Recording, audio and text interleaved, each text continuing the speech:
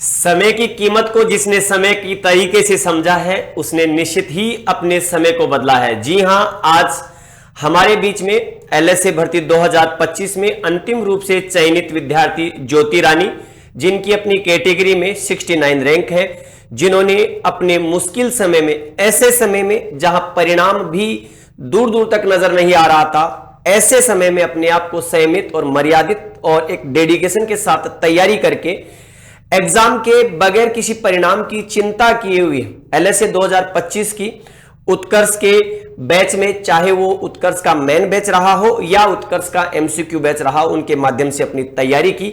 आज हम जानेंगे उनके इस चयन के पीछे क्या कहानी है और इस चयन की प्रक्रिया में किन किन बाधाओं से गुजरना पड़ा है। आप सभी विद्यार्थियों के लिए बहुत महत्वपूर्ण होगा और निश्चित रूप से आपके जीवन में यह मोटिवेशन का काम करेगा। तो हम सबसे पहले तो उत्कर्ष परिवार की ओर से ज्योति रानी जी का आज के इस सेशन में स्वागत करते हैं। बेटा, आपको बहुत बहुत ढेर सारी शुभकामनाएं सर, जिसको कह सकते हैं निश्चित रूप से ये मुश्किल समय रहा। बिल्कुल सर, इन्होंने काफ़ी इनसे जो अभी अपनी बात हो रही थी इस वीडियो से पहले कि काफ़ी जो इनसे चर्चा की, तो मुझे खुद को लगा कि वास्तव में कितने संघर्ष के साथ इन्होंने जो अपनी स्टडी को जारी रखा, विपरीत परिस्थितियों में भी अपनी पढ़ाई को इन्होंने ना छोड़ी और अपने आप पे भरोसा रखते हुए ये अपने मंजिल तक पहुंचे हैं। और इस शानदार सी उपलब्धि के लिए सबसे पहले सर मैं आपसे अनुरोध करूंगा कि साफा पहना करके राजस्थानी अंदाज में इनका स्वागत किया जाए। बिल्कुल, राजस्थानी जो परंपरा है उसी का हम निर्भर करते हुए सबसे पहले साफे के साथ हम इनका स्वागत करेंगे। तो सबसे पहले आप सभी को बेटा जो बहुत बहुत ढेर सारी शुभकामनाएं और उत्कर्ष परिवार की ओर से थैंक यू सर। धन्यवाद बेटा। अब सर इस कड़ी में मैं इनकी बहन ममता को बुलाना चाहूंगा कि माला के साथ इनका स्वागत करें, क्योंकि इस सफलता में इनकी भी काफी बड़ी भूमिका रही है, जैसा कि इन्होंने बातचीत में बताया। तो ममता, इनका स्वागत कीजिए आप माला पहना करके। सर, ये भी अपने आप में बड़ी बात है कि स्वागत के लिए जिनको कह सकते हैं बड़ी बहन का, जिसको कह सकते हैं माँ के समान दर्जा और उनका आशीर्वाद निश्चित रूप से मिला। धन्यवाद। बिल्कुल सर, क्योंकि इन्होंने अभी बताई भी थी ये सारी बात, अपनी कहानी जो है। और साथ ही साथ देखें तो गंगानगर से आज डीवी करवाने यहाँ जयपुर आए हैं और इसी दरमियान आपसे और हमसे मुलाकात इनकी हो पा रही है। तो काफ़ी ये सुकून वाला पल आज लगा है कि ये डीवी करवा के एक शानदार तरीके से तो आए हैं। अब सर कंप्लीट चर्चा इनसे करते हैं अपन इस कड़ी में। सबसे पहले बेटा, कैसा लगा आपको एक चयन होने के बाद और अभी एक सिर्फ एक कुछ शब्दों में अगर हम कहें तो कैसा लगा? बिल्कुल, आप बैठ सकते हैं आराम से, कोई दिक्कत नहीं है। सर, मिठाई भी रखी हुई है तो मिठाई रखी है तो फिर सर मुंह मीठा करवाना तो बनता है। बिल्कुल सर। बेटा, आगे की प्रक्रिया को शुरू करें उससे पहले एक बार आप सभी विद्यार्थियों का अपना नाम, परिचय, कहां से है और आपके 10th और 12th का जो सफर है वो भी उसके बारे में थोड़ा सा आप बताएं कि क्या है। सर, मेरा नाम ज्योति रानी है, मैं मटेली रठान श्री गंगानगर जिले से हूँ। 10th कहाँ से की बेटा आपने? मटेली रठान से। और 10th में कितने परसेंटेज है? 68। तो सर 10th में 68% है, तो हम ये नहीं कह सकते हैं कि साहब बहुत मेरिट में आने वाली, जिसको कह सकते हैं एक आज के समय को देखें तो 68 एक सामान्य सी बात हम मान सकते हैं। बिल्कुल सर, और वो भी सरकारी विद्यालय से है या प्राइवेट से? सरकारी से। सरकारी विद्यालय से सर 68% है। और आपके 12th कहाँ से करी है? गांव से 5 किलोमीटर दूर मिर्जे वाला है जी, वो भी आपका सरकारी विद्यालय रहा है। तो सर दोनों मतलब 10th और 12th जो है इन्होंने अपने सरकारी स्कूल से करी है। तो यानी आज ये एक संदेश आप लोगों के सामने साफ साफ जा रहा है कि 10th में आपके कितने परसेंटेज हैं, 12th में आपके क्या परसेंटेज है, ये चीज़ें कोई मायने नहीं रखते हैं। आज आपके सामने फाइनली अपना सिलेक्शन लेकर के जो ज्योति रानी है अपनी कैटेगरी रैंक 69 के साथ आप लोगों से रूबरू होने जा रही है। तो आप इनके संघर्ष की कहानी सुनिएगा पूरी, और आपको काफ़ी इसमें से चीज़ें जो है सीखने को मिलेगी। तो आप ज़रा ये बताइए कि 10th हो गई, 12th हो गई, आप 5 किलोमीटर दूर जो है अपने घर से 12th के लिए जा रहे हैं बस के माध्यम से। ऐसी क्या आपके सामने कुछ दिक्कतें रही सरकारी स्कूल में पढ़ने की या फिर कोई और रीज़न रहा? दिक्कत तो सर कोई नहीं थी, बस ऐसा लगता था कि हम 3 बहनें हैं जी। ऐसा लगता था कि पापा का ज्यादा खर्चा ना करवाएं, कम से कम उनका खर्चा करवाएं, इसलिए गवर्नमेंट स्कूल को मैंने चुना। आपके पिताजी क्या करते हैं? मजदूरी करते हैं, खेती। जी, खेती करते हैं। और मम्मी? मम्मी हाउस वाइफ है।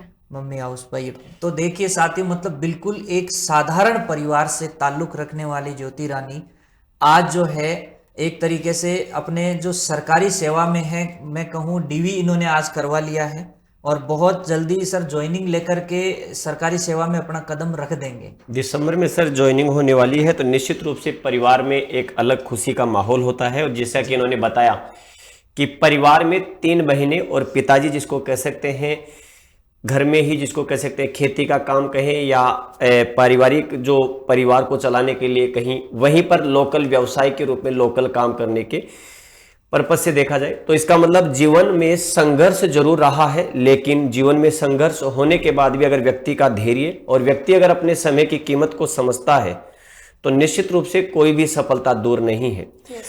तो बेटा आपने जो तैयारी एलएसए की और आप आज उत्कर्ष के इस प्लेटफॉर्म पे है, तो मैं सबसे पहली बात यही पूछना चाहूंगा कि आपने एलएसए की जो तैयारी की उसके बारे में आपको कैसे पता चला कि उत्कर्ष एलएसए का कोर्स करवाता है, या इसकी जानकारी आपको कैसे लगी बेटा?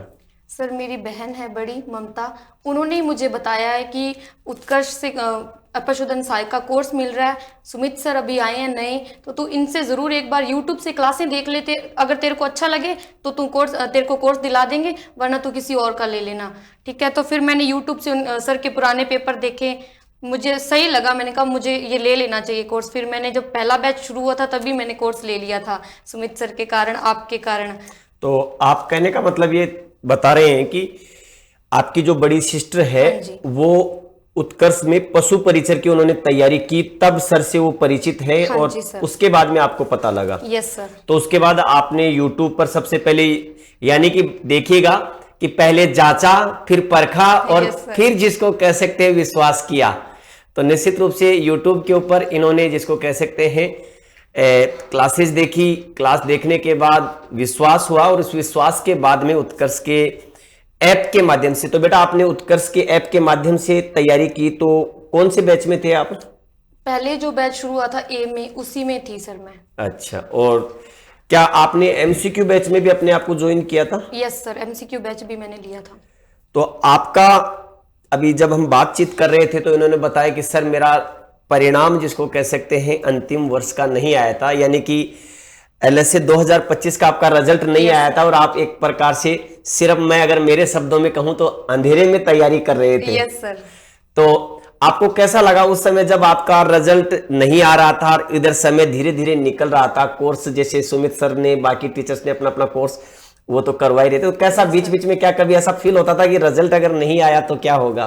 डर लगता था सर कि अगर रिजल्ट नहीं आएगा तो तैयारी भी ऐसे ही जाएगी और फिर जल्दी से कामयाब होने का था कि जल्दी कामयाब हो जाएंगे, अभी कॉलेज हो गया है, फटाफट से एग्जाम दे देंगे तो कामयाब हो जाएंगे, अगर नहीं आया रिजल्ट तो फिर वो भी नहीं मिलता, डर तो था मन में एक। तो ये देखिएगा एक बड़ी बात जो है, कई बार विद्यार्थी अपनी राह से भटकता है, तो यहां अगर आप देखेंगे तो इन्होंने ये जो बात कही है कि एलएसए का मेरा जो अंतिम ईयर का जो परिणाम था वो नहीं आया था, लेकिन मैंने सिर्फ अपनी तैयारी पर जो है फोकस रखा। घबराहट तो निश्चित रूप से होते ही है क्योंकि तैयारी कर रहे थे, और अगर वो रिजल्ट बाय द वे इनकी 13 जून को एग्जाम थी, लगभग 10 जून के आसपास एग्जाम, 10 जून के आसपास वो रिजल्ट आया, और ये रिजल्ट अगर किसी भी वजह से अगर इसमें देरी होती तो निश्चित रूप से पूरा जिसको कह सकते भविष्य कुछ समय के लिए एक अंधेरे में रहने वाली स्थिति थी। तो सर आप क्या बताएंगे इस चीज के बारे में? मैं तो यही कहूंगा सर, जो अक्सर अपन सुनते हैं कि किस्मत भी बहादुरों का साथ देते हैं, और ज्योति ने यहाँ बड़ी बहादुरी से, क्योंकि उस समय सर लगातार बच्चों के जब क्लास होती थी तो यूट्यूब पे जो सेकंड ईयर में बच्चे थे उनके कंटिन्यूसली कमेंट आते थे कि सर हम तैयारी कर रहे हैं, हमारा रिजल्ट नहीं आएगा, सर हम यूनिवर्सिटी में कॉल कर रहे हैं, यूनिवर्सिटी वाले कह रहे हैं अभी 1 महीने तक तो तुम्हारा रिजल्ट जारी नहीं हो पाएगा। मतलब एक तरीके से उस समय बच्चे हताश हो चुके थे।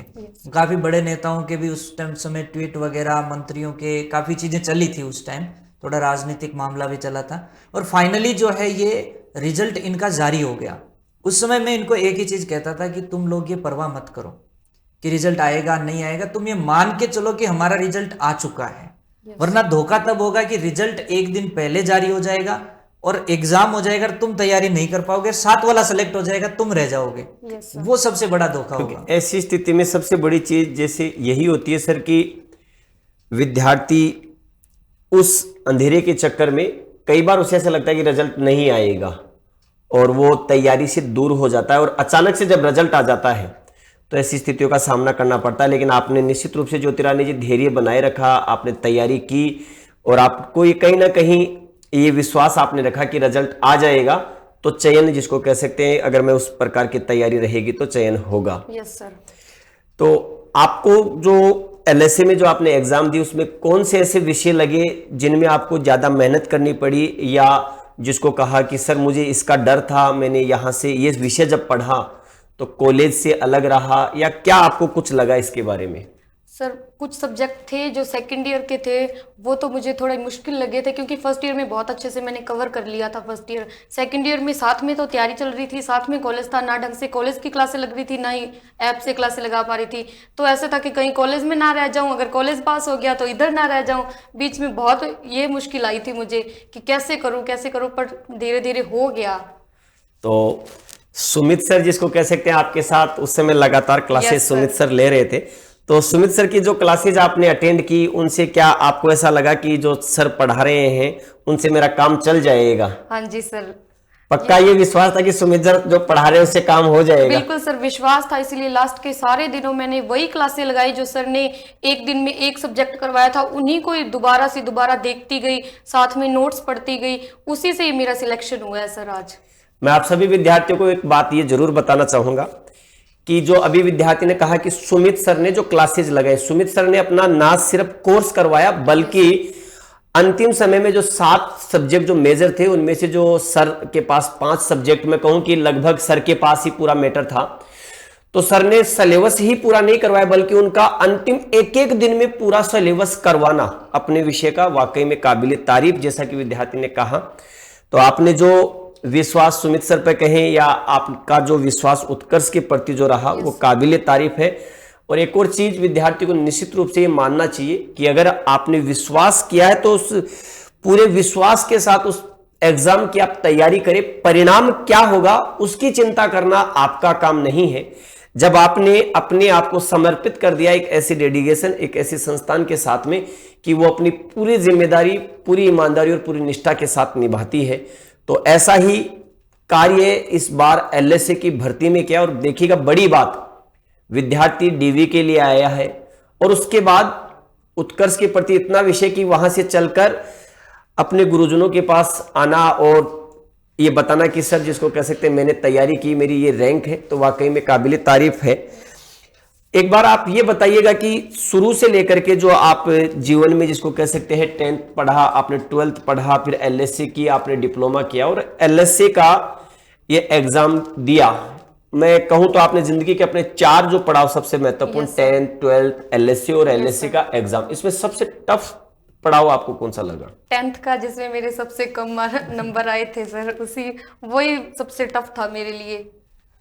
कॉम्पिटिटिव एग्जाम्स में बेटा वैसे कभी मार्क्स कैरी नहीं करते हैं, क्योंकि मैं तो अगर ये कहूं कि अगर आप 10th में मेरिट होल्डर भी होते तो आप अगर एलएसए में ये एग्जाम क्रैक नहीं करते तो आप सेलेक्ट नहीं होते।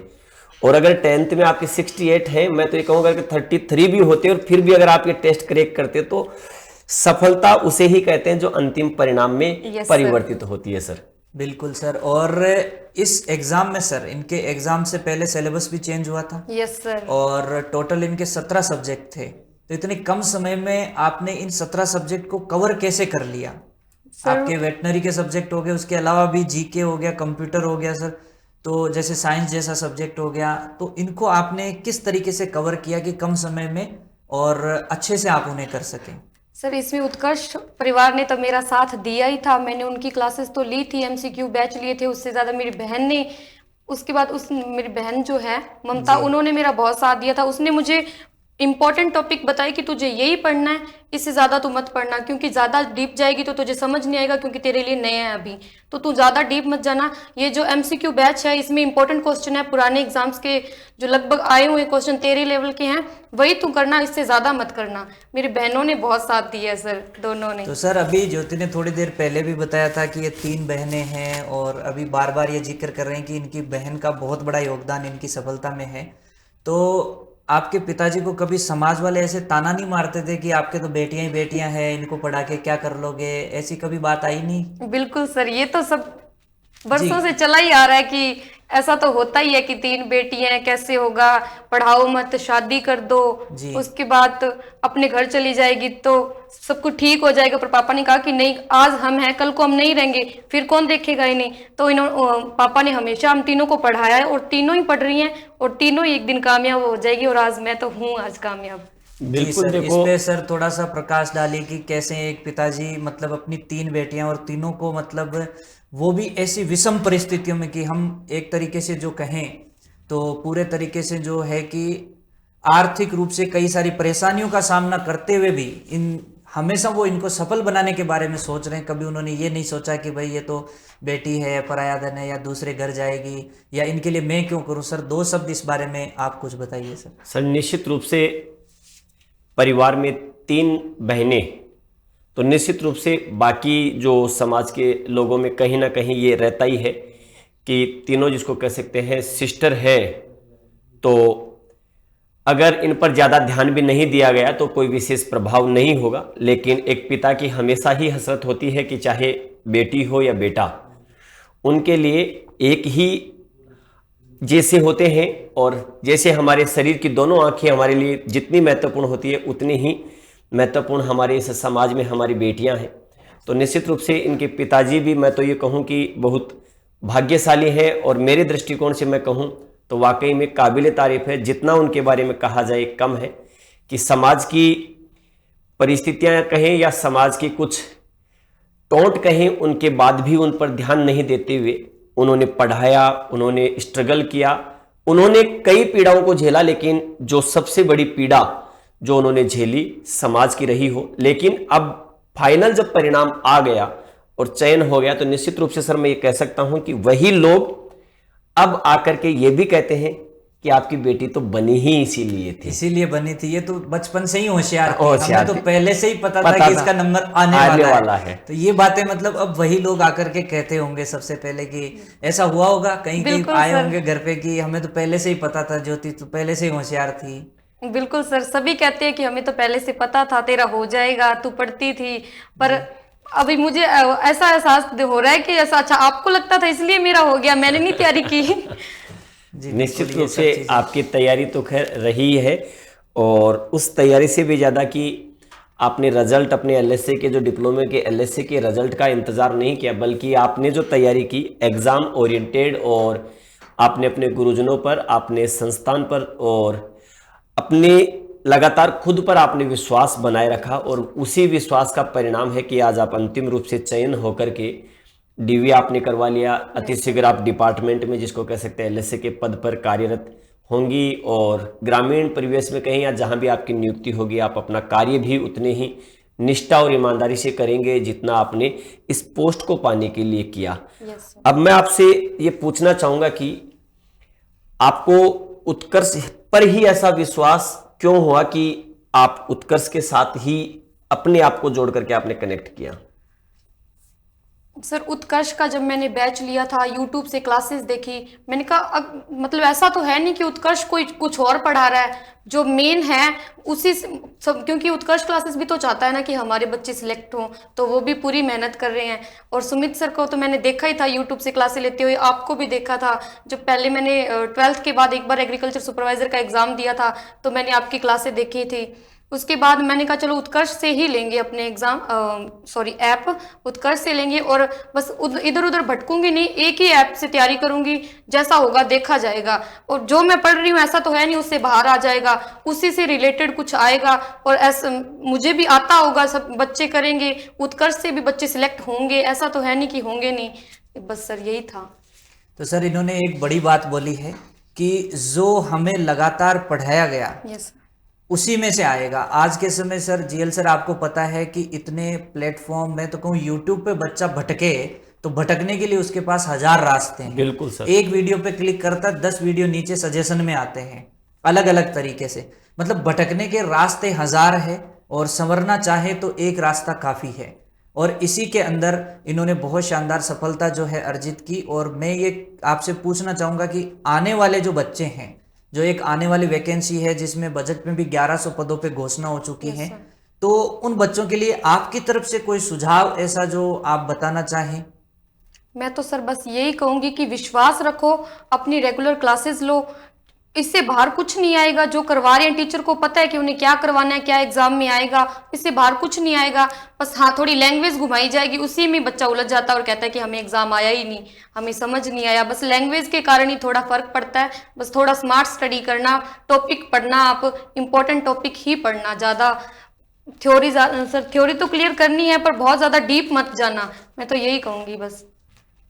जी सर। जीएल सर, अभी आप देख रहे हैं पिछले कुछ टाइम से जो भर्तियों पे भर्तियां आ रही है, नई वैकेंसियां, और बच्चा कई बार क्या करता है सर कि एक एग्जाम खत्म होता है, जब तक नई वैकेंसी की घोषणा नहीं आती है तब तक वो तैयारी में नहीं जुटता है। तो आप यहाँ पे बच्चों के लिए क्या संदेश देना चाहते हैं कि आज वो समय आ चुका है कि जब वैकेंसी आए तब तक तो आपका कोर्स पूरा हो जाना चाहिए मेरे ख्याल से, और उसके बाद उनकी जो रिवीजन है वो शुरू होना चाहिए। तो इस पे थोड़ा सा प्रकाश डालिए सर। सर जैसे मैं अगर इसी पर्टिकुलर एलएसए को लेकर के बात करूं तो अभी ये भर्ती जिसको कह सकते हैं अंतिम पड़ाव में है, दिसंबर में इनके पास नियुक्ति हो जाएगी। लेकिन अभी भी बहुत से विद्यार्थी ऐसे रहे होंगे जो बहुत नजदीक से रह गए, अब वो अपने आप में स्लो हो जाएंगे। उनको पता है कि पता नहीं वैकेंसी, लेकिन आपको सर पता है कि जैसा कि वैकेंसी की घोषणा पहले से हो रखी है और वो वैकेंसी अचानक से आएगी, अचानक से फिर एग्जाम हो जाएगा और फिर जिसको कह सकते हैं विद्यार्थी सर हमारा तो जिसको कह सकते हैं हम तो विश्वास ही नहीं कर पाए। तो इसलिए विद्यार्थी को मैं तो ये कहता हूं कि वैकेंसी की चिंता नहीं करनी, बल्कि अगर टारगेट है आपका एलएसए तो आपको अभी से जुट जाना चाहिए। जब तक वैकेंसी आई कंप्लीटली उसका कोर्स और कंप्लीट उसकी प्रक्रिया, उसके एमसीक्यूज, आपके प्रीवियस ईयर के क्वेश्चंस आपको कंप्लीट करके रहने चाहिए। और जैसे ही वैकेंसी आएगी उसके बाद आप में एक अलग अपने आप में एक एनर्जी होगी, उस एनर्जी के साथ पूरे जी जान से आपको मेहनत करनी चाहिए। जैसे अभी इस समय मैं कहूं सर 8 मार्च को जो सुपरवाइजर का एग्जाम होने वाला है, एक बड़ी वैकेंसी एग्रीकल्चर वालों के लिए भी है, तो अभी भी सर लगभग 3.5 महीने के आसपास विद्यार्थी है और वो विद्यार्थी अगर अपने आप को संयमित, डेडिकेट और सिर्फ इन 3 महीने में खुद की रियल लाइफ पर अगर ध्यान दे और एग्जाम ओरिएंटेड जो पढ़ाया जा रहा है उस पर विश्वास रखे और उसको रिवीजन बार बार करे तो निश्चित रूप से सफल हो सकता है। तो विद्यार्थी को वैकेंसी के इर्द गिर्द ज्यादा नहीं घूमना चाहिए। हमारा काम, विद्यार्थी का काम और कर्म है कि वो जो सिलेबस है उसको पढ़े। जब वैकेंसी आएगी तो एक नई दिशा और एक नई जिसको कह सकते हैं रूप आपको उस समय आपके टीचर्स, आपके गार्जियंस, आपके जो हितैषी है वो आपको निश्चित रूप से उसमें मार्गदर्शित करते हैं। जी, तो सर ये थे हमारे साथ ज्योति रानी और इनके एक संघर्ष की कहानी जो इन्होंने बताई। सबसे खास बात 2-3 मुख्य पॉइंट जो है जिन पे मैं फोकस करना चाहूँगा कि लगातार स्टडी, जो पढ़ाया जा रहा है उसके ऊपर अपना पूर्ण विश्वास, इस सारी चीजें में अपन ने पॉजिटिव बातें सारी कवर कर ली। बिल्कुल सर। ज्योति, कई बार ऐसा भी हुआ होगा तैयारी करते समय कि आपका मन टूटा होगा या कुछ ऐसी नेगेटिव थॉट्स आए होंगे जो आपको तैयारी से भटका रहे होंगे, वो कौन से थे? यस सर, जैसे मुझे ऐसा लगता था कि 10 सब्जेक्ट तो हैं मेन एलएसए के, उसके अलावा जो 7 सब्जेक्ट और ऐड हुए थे उसके अंदर थोड़ा मुझे मुश्किल होता था कि इतना कैसे पढ़ूंगी, इतना सारा सब्जेक्ट है कैसे कवर करूंगी। तो फिर मैंने धीरे धीरे, मेरी बहन ने मुझे गाइड किया, टीचर्स ने गाइड किया, बस उसी के कारण आज मैं यहाँ हूँ सर। मैं आपको एक चीज जो पूछना चाहूंगा बेटा, आपने कहा कि मैं एमसीक्यू बैच में भी थी। हाँ जी।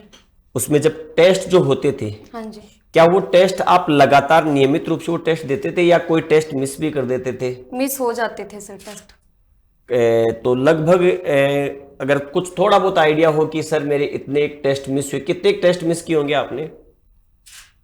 सर इसका तो आइडिया नहीं है मुझे, पर मैंने लास्ट के अंदर लगभग सारे, पहले जैसे डेट वाइज होते थे तो वो ढंग से नहीं लग पाते थे, पर लास्ट में मैंने सारे जो टेस्ट थे लगवाए थे, लगाए थे टॉपिक वाइज। में ये भी सुविधा है ना कि आज की डेट में टेस्ट होना है, उसको बच्चा बाद में भी अटेम्प्ट कर सकता है। Yes sir. तो इन्होंने कैसे किया कि पहले जो टेस्ट थे वो तो अटेम्प्ट नहीं करे हैं उस डेट पे। Yes sir. लेकिन बाद में आपने वो टेस्ट अटेम्प्ट कर लिए। Yes sir. मतलब एंड एग्जाम होने तक इन्होंने टेस्ट सारे अटेम्प्ट कर लिए। तो बेटा वो जो टेस्ट जो आपने दिए, उन टेस्ट से आपको क्या लगा? ऐसा मतलब मन में कहीं ना कहीं ऐसा विश्वास लगा होगा या कुछ ऐसा फील हुआ कि हाँ टेस्ट देने से थोड़ा सा कॉन्फिडेंस तो निश्चित रूप से बूस्टअप हुआ होगा? Yes sir. टेस्ट सीरीज से मुझे ये लगता था कि जैसे इसके अंदर जितने नंबर आ रहे हैं ना उससे मुझे थोड़ी मेहनत करूंगी। मैं ये जो जहाँ गलती कर रही हूँ, अगर क्वेश्चन पढ़ने में गलती हो रही है, समझने में गलती हो रही है, अगर नहीं ढंग से समझ पा रही हूँ, तो उसको दोबारा से एक बार टेस्ट लगा के, जैसे मैंने अपने देखी कि मेरे इतने नंबर आ रहे हैं, फिर वो दोबारा से लगाना। 150 क्वेश्चन वो दोबारा से करती थी, मैं एक एक क्वेश्चन की थ्योरी पढ़ती थी। तो आप लोगों ने सुना कि टेस्ट मैंने दिया, टेस्ट में गलती क्या हुई मेरी, उसको मैं टेस्ट के बाद में देखती थी और उसको अगले टेस्ट में सुधारने की कोशिश करती थी। तो मैं आप लोग सभी विद्यार्थियों को यही बताना चाह रहा हूं इस बात के माध्यम से कि आप जितने भी टेस्ट जो आयोजित होते हैं, चाहे वो माइनर टेस्ट हो या वो मेजर टेस्ट हो, प्रत्येक टेस्ट आपको देना है और उस टेस्ट को जितनी शिद्दत से आप देते हैं, उससे ज्यादा शिद्दत टेस्ट के देने के बाद उसकी एनालिसिस करनी है कि मुझे कितने आ रहे क्वेश्चन जो है उनमें से मेरी कितनी गलतियां हुई। और जब आप इन गलतियों को इन टेस्ट के माध्यम से जब दोहराते हैं तो ये गलतियां आपके मेन पेपर में नहीं होती सर। Yes sir. बिल्कुल सर। तो सर ये थे हमारे साथ ज्योति रानी और इनकी कहानी इन्हीं की जुबानी हमने सुनी है। बिल्कुल जाहिर सी बात है काफ़ी बच्चों को मोटिवेशन इससे मिला होगा और आने वाले समय में इनको और इससे प्रेरणा मिलेगी और ज्योति भी आगे अपनी मेहनत जारी रखेगी और समाज में अपना एक अमूल्य छाप जो है वो छोड़ेगी। Yes sir. तो बेटा आपको पूरे उत्कर्ष परिवार की ओर से और हमारी ओर से आपको आपके अग्रिम भविष्य की शुभकामनाएं। आप जहां भी पोस्टेड हो वहां आप मातृशक्ति को हमेशा ये मोटिवेट करते रहें कि समस्याएं और पीड़ाएं हमेशा आती हैं, प्रत्येक व्यक्ति के साथ आती है, लेकिन आज के समय में एजुकेशन से बड़ा कुछ नहीं है। जो शिक्षा जो मिलती है उस शिक्षा को हमें पूरी शिद्दत के साथ ग्रहण करना चाहिए और निश्चित रूप से उसके बाद में जो जीवन में बहुत कुछ जो परिवर्तन पॉजिटिव जो सेंस हम देखते हैं, चाहे हमारे आसपास हो या हमारे समाज में हो या हमारी मातृशक्ति की इतनी पीड़ाओं के बाद में वो अपनी सफलता जब प्राप्त करती है तो निश्चित रूप से समाज में एक गौरवान्वित और हमारी मातृशक्ति को एक नया जिसको कह सकते हैं डेडिकेशन देती है। तो पूरे उत्कर्ष परिवार की ओर से आज के हमारे विशिष्ट मेहमान जो ज्योति रानी जी हैं उनको एक बार पुनः ढेर सारी शुभकामनाएं और आप सभी प्यारे विद्यार्थियों को इस वीडियो के माध्यम से सीखना चाहिए कि विषम परिस्थितियां या हमारे पास कितने ही मुश्किल हालात क्यों नहीं हो, अगर हम संयमित हैं, विश्वास खुद पर है और समय को हमने सही तरीके से समझा है तो आपका भी आने वाला समय ऐसा ही हो सकता है। हम उम्मीद करेंगे कि सभी विद्यार्थियों के लिए आज का ये सेशन बहुत महत्वपूर्ण रहा होगा और आने वाले अगली कड़ी में हम आपके साथ इसी हॉट सीट पर बैठ करके आप सभी प्यारे विद्यार्थियों का एक सुंदर सा वीडियो और एक सुंदर सा मोटिवेशन कोट आपके साथ जरूर सुनना चाहिएगा जो आपके बाकी विद्यार्थियों को मोटिवेट करेगा। सर धन्यवाद बेटा आज के इस सेशन में। सभी को राम राम, जय हिंद, जय भारत, बेस्ट।